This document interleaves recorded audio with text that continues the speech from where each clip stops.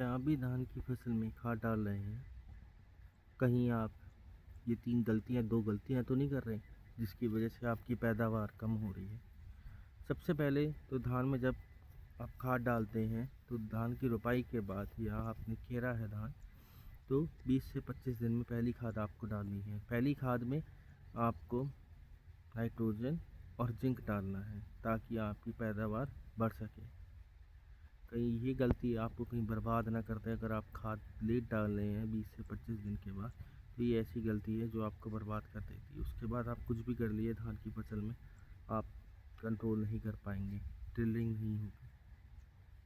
और जिंक का प्रयोग ज़रूर करें अपनी खाद के साथ। दूसरी खाद में आप यूरिया, नाइट्रोजन और सागरिका और आप एक कोई बड बिल्डर ले लीजिए और साथ में एक इंसेक्टिसाइड ज़रूर डालें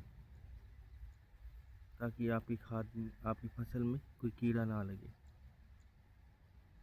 अगर आपने नाइट्रोजन नहीं डाला है तो इसकी कमी दिखाती है, आपकी जो पत्तियां हैं वो पीली हो जाती हैं।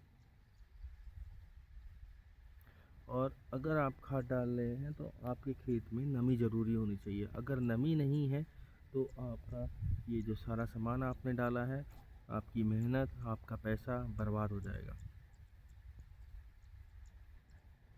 और एक चीज़, सही खाद ही आपकी फसल को दुगना कर सकती है।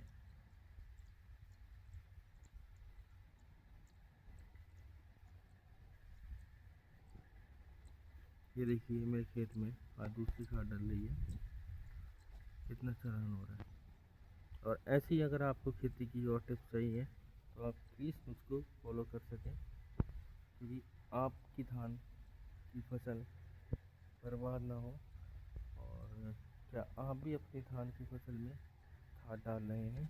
धन्यवाद।